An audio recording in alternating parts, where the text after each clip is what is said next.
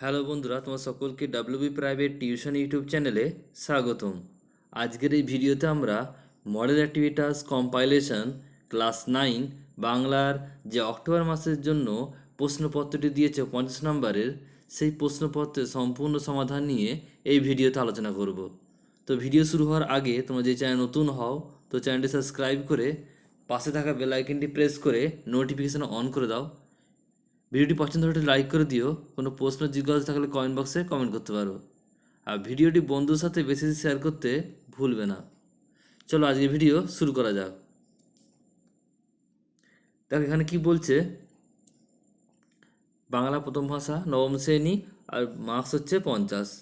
তো একে দেখ কী বলছে, ঠিক উত্তরটি ঠিক উত্তরটি বেছে নিয়ে লেখো। 1.1 বলছে ঈশান হলো।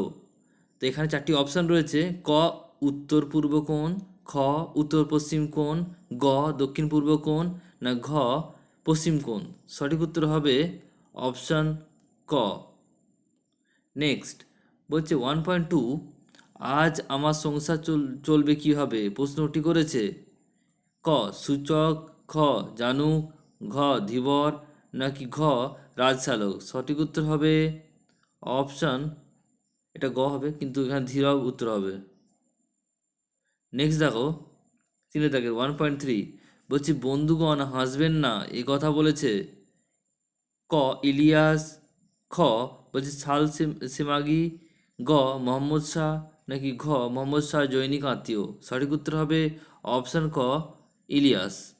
নেক্সট দেখো 1.4 কী বলছে, মাস্টার মশাইয়ের কাছ থেকে এইটুকুই আমার নগদ লাভ, বক্তার লাভ হয়েছিল। তো সঠিক উত্তর হবে অপশান খ 10 টাকা। নেক্সট দেখো 1.5 বলছে নোংর কবিতাটি যে কাব্যগ্রন্থের অন্তর্গত। সঠিক উত্তর হবে অপশান খ সাদা মেঘ কালো পাহাড়। নেক্সট দেখো দাগের বলছে কম বেশি 15টি শব্দের মধ্যে উত্তর লেখো। 2.1 কি বলছে, প্রজা চমকিত। প্রজা চমকিত কেন?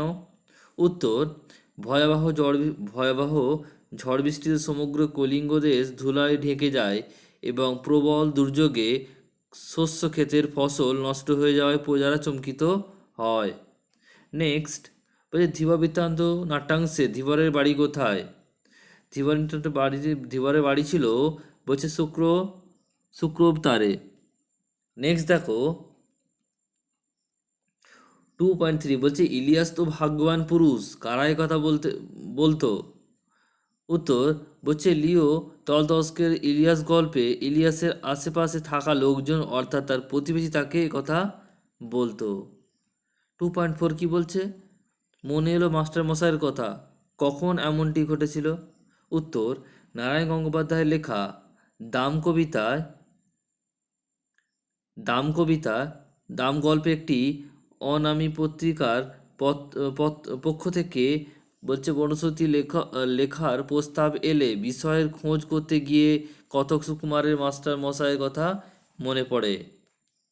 নেক্সট দেখো কি বলছে, বলছে 2.5 কি বলছে, বলছে বিরামহীন এই দাঁড় টানা, কবি দাঁড় টানাকে বিরামহীন বলেছেন কেন?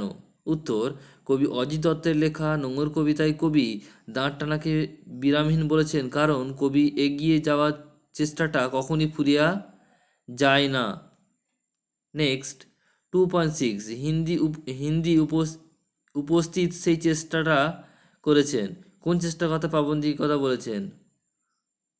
উত্তর, উদ্ধৃত অংশটি সৈয়দ মুস্তফা আলী লেখা নব নব সৃষ্ট প্রবন্ধ থেকে নেওয়া হয়েছে। সমালোচকদের মতে একটা ভাষা তখনই আত্মনির্ভরশীল হয়ে ওঠে যখন নতুন শব্দের প্রয়োজনে বিদেশি শব্দে নির্ভরশীল না হয়ে নিজস্ব শব্দভাণ্ডার থেকেই শব্দ খুঁজে এনে প্রয়োগ করে। হিন্দি উপস্থিত সেই চেষ্টাটাকেই শুরু করেছে। নেক্সট দেখো 2.7 বলছে এরই মাঝে বাংলার প্রাণ, কবি কোথায় বাংলার প্রাণের সন্ধান পেয়েছেন? উত্তর, কবি জীবনানন্দ দাশ রচিত আকাশে সাতটি তারা কবিতায় কবি নতুন ধানের গন্ধে চাঁদার সব পুটির মৃদু গন্ধে হাঁসের পালকে পুকুরের জলে কিশোরীর পায়ের বলছে দলামলা ঘাসে আর লাল বট ফুলের গন্ধে ক্লান্ত নীরবতার মধ্যে বাংলার প্রাণের সন্ধান পেয়েছেন। নেক্সট দেখো 2.8 বলছে এখন আমার দৃঢ় বিশ্বাস হয়েছে। পত্র লেখকের দৃঢ় বিশ্বাসটি কী? উত্তর, স্বামী বিবেকানন্দ রচিত চিঠি কবিতায় স্বামী বিবেকানন্দ দৃঢ় বিশ্বাস হয়েছে যে ভারতের কাজে মিস নোবেল এর একটি বিরাট ভবিষ্যৎ রয়েছে। নেক্সট দেখো 2.9 বলছে যা গিয়ে ওই উঠানে তো দাঁড়া, সেখানে গিয়ে দাঁড়ালে কোন দৃশ্য দেখা যাবে? উত্তর, নীরেন্দ্রনাথ চক্রবর্তী রচিত আবহমান কবিতায় উঠানে দাঁড়ালে দেখা যায় জল, হাওয়া, সবুজ গাছপালা, ঘাসের গন্ধ, নানা ফুলের সুগন্ধি, লতানো গাছের মাচা ইত্যাদি। নেক্সট দেখো 2.10 কি বলছে, তোমার বাড়ি কোথায়? রাধারানী এই প্রশ্নের উত্তরে কি বলেছিল? উত্তর, রাধারানী এই গল্পে অচেনা লোকটি রাধারানীকে জিজ্ঞাসা করে তোমার বাড়ি কোথায়। এই প্রশ্নের উত্তরে রাধারানী জানায় তার বাড়ি শ্রীরামপুর। নেক্সট দেখো 3 দাগের বলছে প্রসঙ্গ নির্দেশ সহ কম বেশি 60টি শব্দের মধ্যে উত্তর লেখো। তা 3.1 কি বলছে? বলছে আমার বাণিজ্য তরী বাঁধা পড়ে আছে। কোন বাণিজ্য তরী? সেটি বাঁধা পড়ে আছে কেন? উত্তর, উদ্যাংশটি কবি অজিত দত্তের লেখা নোংর কবিতার অংশবিশেষ। এখানে বাণিজ্য তরী বলতে সৃজনশীলতা সন্ধানী মানব জীবনকে বোঝানো হয়েছে। কবি অজিত দত্তের এই রচিত সাহিত্য কৃতিগুলি নিয়ে ভেসে যেতে চান দূর দূরান্তে। 7 সমুদ্রের পাড়ে সেই সুদূর জগতে কবি তার মনের আনন্দ খুঁজে পাবেন।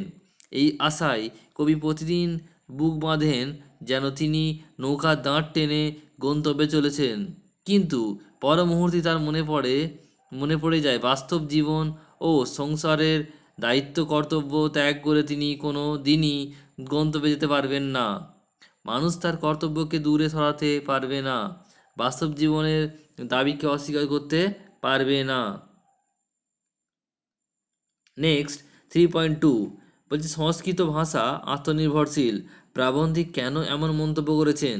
উত্তর, নবসৃষ্ট প্রবন্ধে সৈয়দ মুজতবা আলী বলেছেন কোনো নতুন চিন্তা নতুন অনুভূতির জন্য কোনো শব্দের প্রয়োজন দেখা দিলে সংস্কৃত ভাষা নিজ শব্দভাণ্ডারের খোঁজ নিয়ে দেখে যে কোন ধাতু বা শব্দ সেখানে আছে কি না, যাকে অল্প বিস্তর বদলে নিয়ে বা পুরানো ধাতুর সাহায্যেই নতুন শব্দটি গঠন করা যায় কি না। অর্থাৎ অন্য ভাষার শব্দভাণ্ডারের দিকে তাকাতে নির্ভর করে থাকতে হয় না।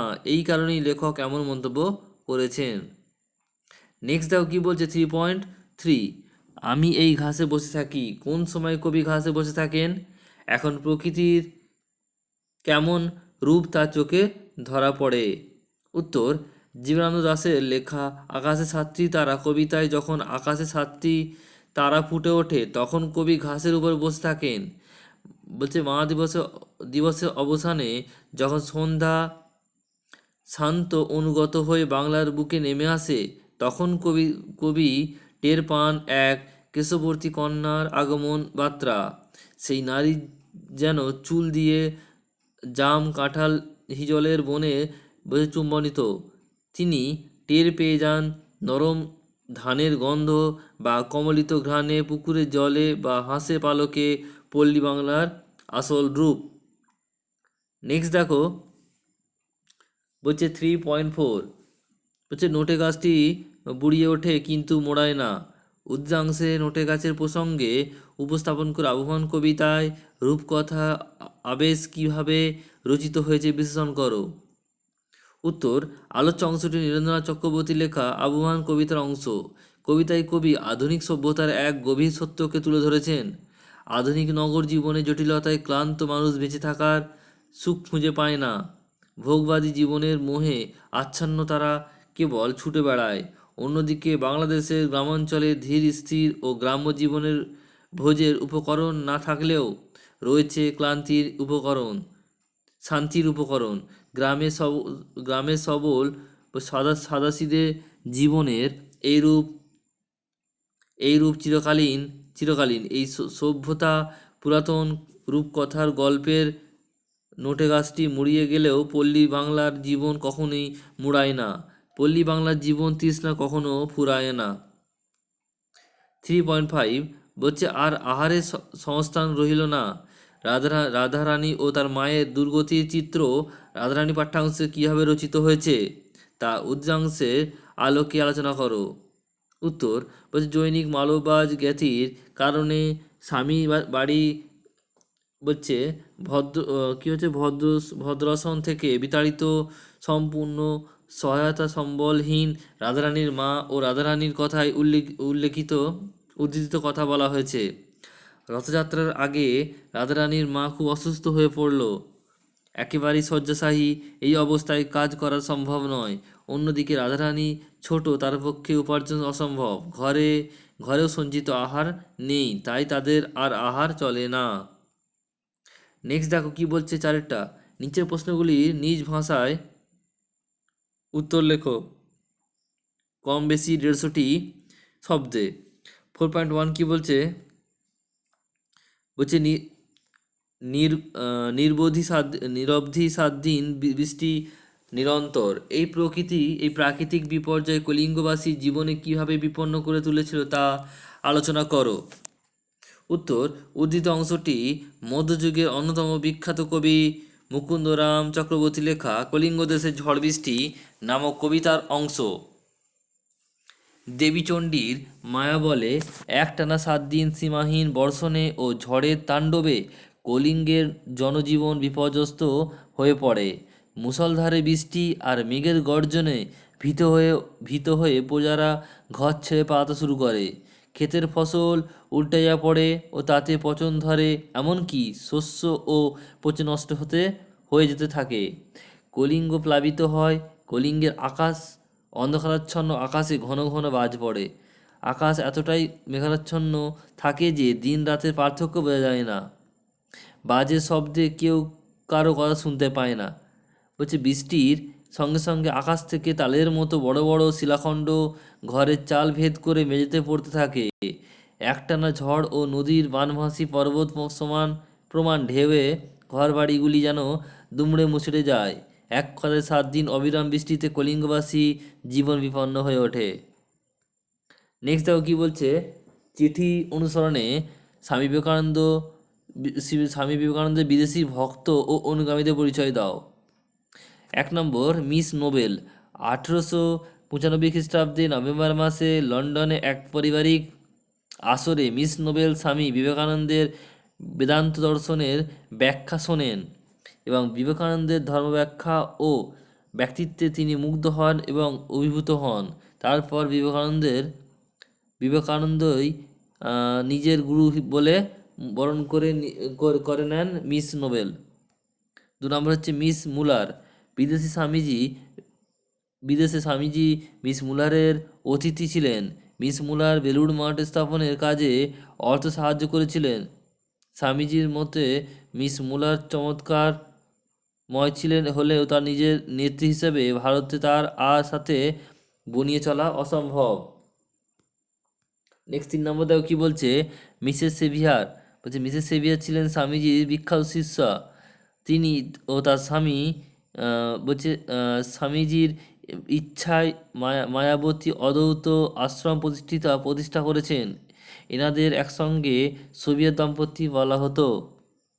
নেক্সট 4 নম্বর হচ্ছে মিসেস বুল। বলছে মিসেস বুল স্বামীজির আর এক উল্লেখযোগ্য শিষ্যা। স্বামীজি এনাকে ধীরা মাতা বলে ডাকতেন। নেক্সট দেখো 5 দাগের নিচের প্রশ্নটি উত্তর নিজের ভাষায় লেখো কম বেশি 150টি শব্দে। বলছে কবস এর যে এখন সাধারণ কাকের থেকে নিজেকে আলাদা রাখতে চাই তার স্পষ্ট প্রমাণ আজকে পেলাম।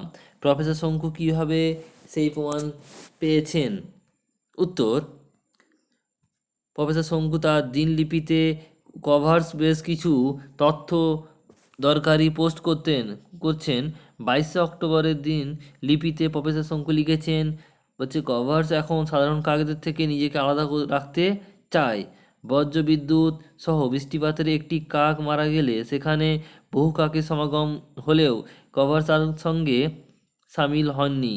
সে এক এক মনে পেন্সিল মুখে দিয়ে মৌলিক সংখ্যা লিখে চলেছে, 2, 3, 5, 7, 11, 13 প্রভৃতি। এই এই দুদিনের দিনলিপিকে কভার্সের শিক্ষা বিশেষ অনেক তথ্যই প্রকাশ করেছে প্রফেসর শঙ্কু। নেক্সট দেখো কি বলছে, 6টা নির্দেশ অনুযায়ী শব্দ উত্তর দাও। 6.1 ধাতব্যয় অব্যয়ের একটি উদাহরণ দাও। তো চল মানে গমন করা, যুক্ত ই নিচ, তাহলে কি হয় চালি। নেক্সট দেখো কি বলছে 6.2 মৌলিক শব্দ বলতে কি বোঝো?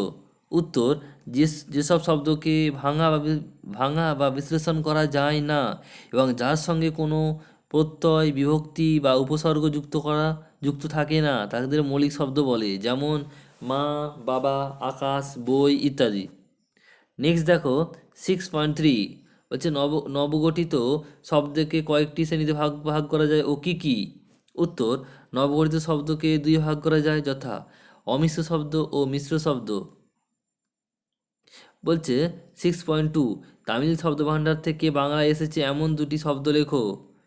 উত্তর হবে বলছে চুরুট ও পিলে। নেক্সট দেখো 6.5 বলছে কাজের দায়িত্বে বা বস্তুকে নির্দেশ করতে কোনো কাছের ব্যক্তি বা বস্তুকে নির্দেশ করতে কোন সর্বনাম ব্যবহৃত হয়? উত্তর, বলছে সমাপিকাবাচক সর্বনাম ব্যবহার হয়, যেমন ইনি, উনি, এটা, সেটা ইত্যাদি। নেক্সট দেখো কি বলছে 7টা বলছে ভাব সম্প্রসারণ করো। ধর্মের নামে মোহ এসে যারে ধরে, অন্ধ সেজন মারে আর শুধু মরে। উত্তর, ধর্মের মাহাত্ম্য ও মূল কথা সম্যক উপলব্ধি করতে না পেরে মানুষ যখন ধর্মের আচারগত মোহে অন্ধ হয়ে পড়ে তখন সে অন্যকে নিধন বা নিজের আত্মহননে উদ্যত হয়। মানুষ ধর্মের মহিমা অনেক সময় সম্যক উপলব্ধি করতে পারে না। কতকগুলি আচরণসম্মত সংস্কৃত ও প্রথাকে ধর্ম বলে ভ্রম করে এবং সংস্কারের মোহে অন্ধ হয়ে যায়। সংকীর্ণ ভেদবুদ্ধির শিকার হয়ে নিজেদের ভিতর এক দুর্লভ্য বিভেদের প্রাচীর সৃষ্টি করতে করে একে অপরকে ওই ধর্মের দোহাই দিয়ে আক্রমণ করে, হত্যা করে এবং অপরকে ওই ধর্মের চরম অপমানিত, অমানবিক, হিংস্র পাশবিকতার পরিচয় দেয়। বিশ্ববিধাতার আশাবাদপুষ্ট মানুষ বিধাতার মহিমা ভুলে গিয়ে জাতি, ধর্ম, বর্ণ, সম্প্রদায় প্রভৃতি ক্ষুদ্র সীমা নিজেদের আবদ্ধ করে এবং ভুল ধারণার বশীভূত হয়ে নির্মম নিষ্ঠুর মানসিকতার পরিচয় দেয়। প্রকৃত ধর্মচেতনা মানুষকে উদার, মহৎ ও সহনশীল করে তোলে। উচ্চ নিচু, ধনী দরিদ্র, শিক্ষিত অশিক্ষিত সব কিছুই ভেদাভেদ তবে উদার মানসিকতার কাছে লুপ্ত হয়ে যায়। বিশ্ব মানবতার মহান আদর্শ ক্ষমাসুন্দর দৃষ্টিভঙ্গি ও শুভবুদ্ধির সাধনায় তার কাছে আচরণীয় ও পালনীয় ধর্মরূপে প্রতীয়মান হয়। তো আশা করছি বন্ধুরা তোমার সকল প্রশ্নের উত্তর ভালো বুঝতে পেরেছো। তো ভিডিওটি যদি ভালো লাগে একটি লাইক করে দিও। কোনো প্রশ্ন জিজ্ঞাসা থাকলে কমেন্ট বক্সে কমেন্ট করতে পারো। আর তোমার যদি চ্যানেল নতুন হও তো চ্যানেলটি সাবস্ক্রাইব করে পাশে থাকা বেল আইকনটি প্রেস করে নোটিফিকেশান অন করে দাও।